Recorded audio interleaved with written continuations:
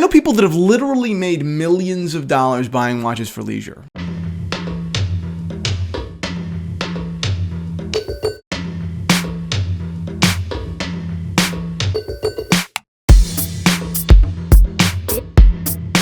Boom, watch fam. What is up, watch fam? I am Christian, the curator of the Theo and Harris Watch Shop, and today I'm going to be talking about investing in watches. I'm going to talk about two specific models and markets that I think, if you have the stomach for it, you should be extremely bullish in, really putting your money behind, and then one larger market that is far more approachable and rising very, very quickly. And by the end, I'm also going to tell you a little bit of a story on how I missed out on making 428% return on a watch that I want to throw up about. Yes, watches can get sappy, watches can get sweet. I do that all the time, but watches can also make a lot of money, which is kind of ridiculous, right?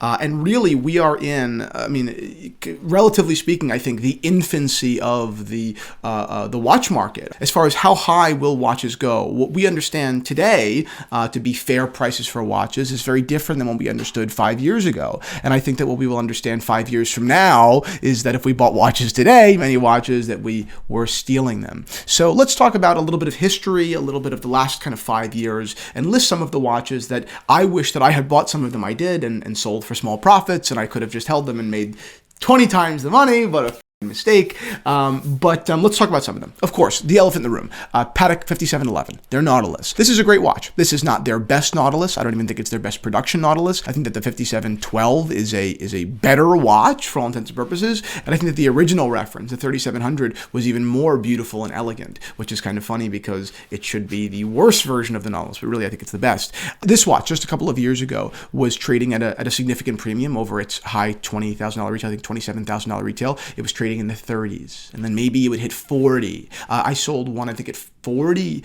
3 or 4 years ago, and that was, in my mind, like, wow, holy shit. Let's get out of this market real quick. I don't want to hold this watch in inventory for too long. God forbid it crashes. I could lose a lot of money. Now, these watches went up into the 70s, and I sold them there too. I think I sold 3 or 4 5711s in the 70s. And even then, I said, wow, I wonder what the future of this market is. I said the 40 was too high, but now we're at 70. Maybe I was wrong then. I was definitely wrong then. Maybe I'm wrong now. I don't know. Now, since the 5711 has been discontinued, they're being listed well over 100. What I understand, they're actually selling in the 90s, which is enormous, right? Think about it. This is a $29,000 retail watch. I think today they do increase prices every year. I think it's a $29,000 watch trading in the 90,000s, which is just unbelievable. Another example of a watch that I absolutely should have bought was actually one of the first watches that I saw and loved, Cartier's Tortue Monopusher watch. This is one of the most incredible modern watches from any manufacturer, and it came from Cartier, which is a brand that I hold very close to my heart. This watch was a collaboration piece from some fantastic watch manufacturers, FP Journe being one of them. I believe this is manufactured back in the 1990s.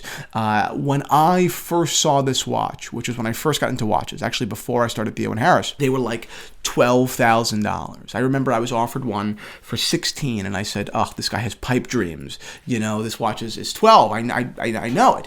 I did buy and sell a few. I made my, at the time I think measly, $500 or $1,000 return, whatever, and I moved on my merry way. Now these watches are, you don't even see them. They were in limited production to begin with, but from what I understand, they're well above $40,000. And frankly, I wouldn't be surprised if they went over the $60,000 mark. This is how desirable these watches are, especially in white gold. But even the yellow gold examples, which are traditionally less desirable, are fetching big, big numbers. For that matter, all vintage Cartier has been a market that's absolutely exploded. When I bought my Tanks and Tray just a year ago, right before COVID, it was a fraction of what it is today. Now these watches are nearing $30,000. I won't sell it because I don't think I'll ever buy it again. I think I might be too cheap. It seems that no corner of this market is safe from the bullish market as a whole. It's pretty insane. So the question isn't whether I can tell you about some of the watches you should have bought in the last 5 years. It's what do I think that people should be buying? Now, before I get into this, you always need that good faith, preface that I don't think that you should only buy watches, as investments. I look at watches primarily as just this incredible medium that I'm so passionate about, whether it's from the history and design design, how I can express myself through that watch, how it can connect me to a manufacturer, a brand. For me, most passionately, Cartier. The brilliant minds behind Cartier, particularly in the early 20th century. The fact that I get to wear one, it makes me feel warm, which is kind of silly and stupid, but it really is true. I feel so honored to have a piece of that history. So the fact that it has made me a bit of money is really, and it sounds crazy, secondary. That being said, there are pieces that I absolutely do think are worth buying, even if you're not necessarily passionate about them. Here's an example. The original Rolex Turnograph, the reference 6202.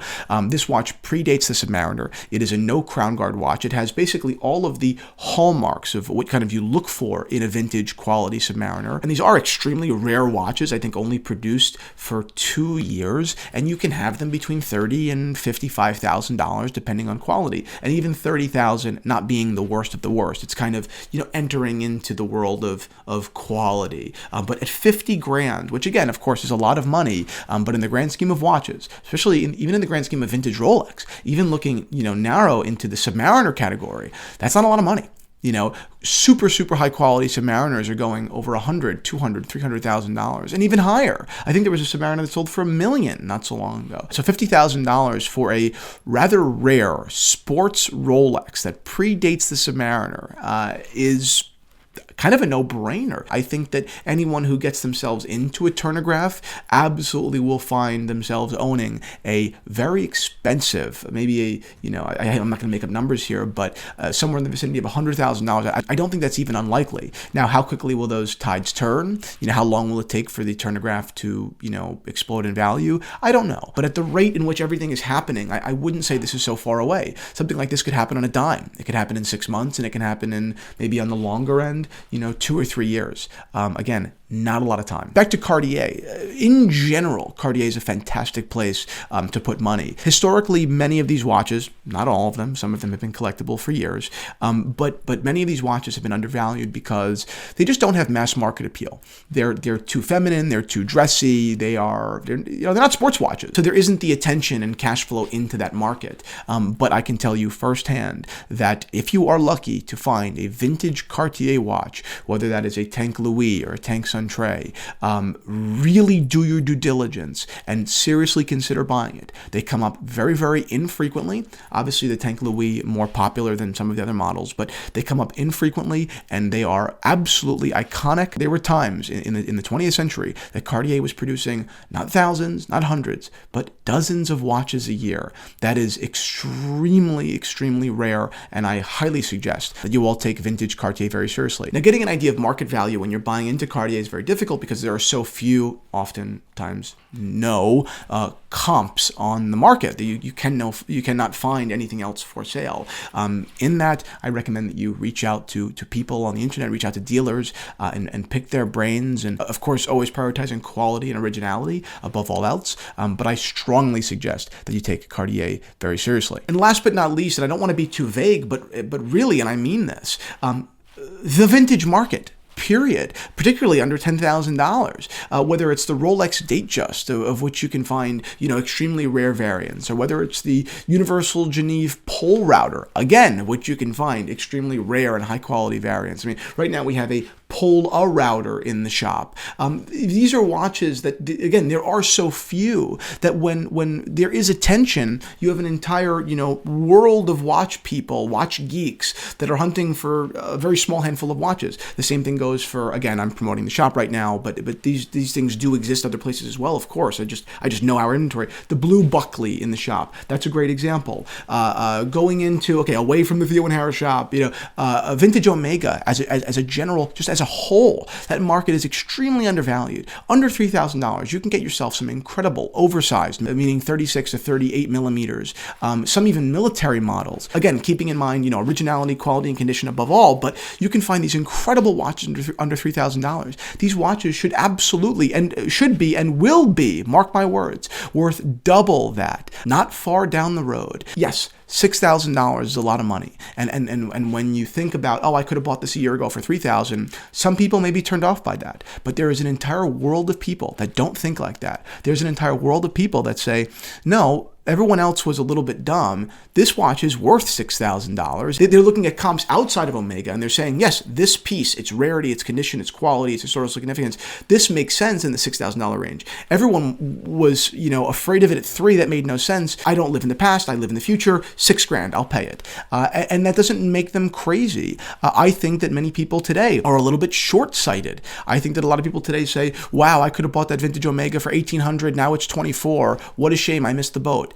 You really didn't. And I think that it is a shame in many ways that there are so many passionate people out there that are sleeping on things. Everyone wants a sub, right? Everyone wants a sub, and they swear they don't want it just for the hype. They swear they want it for the watch. And I believe many of them. But I ask those same people, look at other corners of the market. Show me watches that everyone else doesn't want that you're really passionate about. Because if you can't show me watches that you're genuinely passionate about, that other people aren't talking about, you either, one, just genuinely aren't, familiar enough with the market, or 2, you really are just in it for the hype, right? So the trick is, again, vintage watches under $10,000, and do your own looking. Really follow your own taste. Don't follow the internet, because if you follow the internet, you're going to be too late to the trend. I've built, much of my entire business on the back of these watches that I've always been passionate about before they were even topics of discussion over $1,000, right? I owned and sold these watches at $500 and $600 and $700 for, $300 and $400 profits, and I'm kicking myself today about some of them.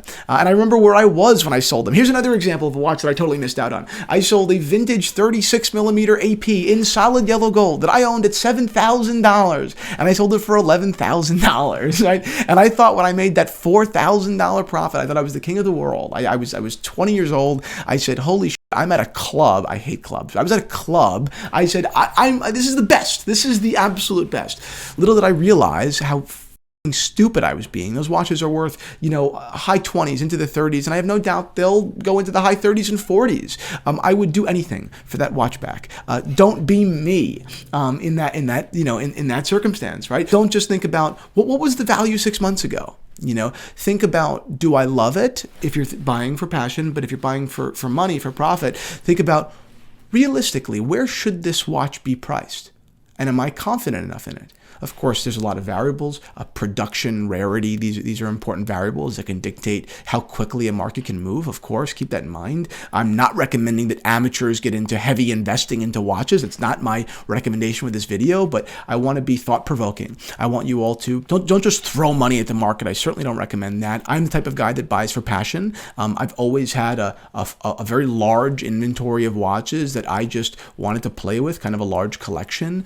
So in that, I've done well investing in watches, but I'm not an investor in watches, right? But if that is your drive, it is very feasible that you can get into this market and do rather well, all while having a pretty fun time. So that's it. I think that this was a pretty informative video. Thank you so much for watching. Like this video if you did. Please comment down below if you've sold a watch too cheap. Did you own a Nautilus at retail and sell it for $31,000? Did you own a Cartier tank Centre and give it to your nephew? Comment down below any of your funny stories. And like I said, I'll read and respond. Like this video and subscribe to Theo and Harris for more videos like it. That's it.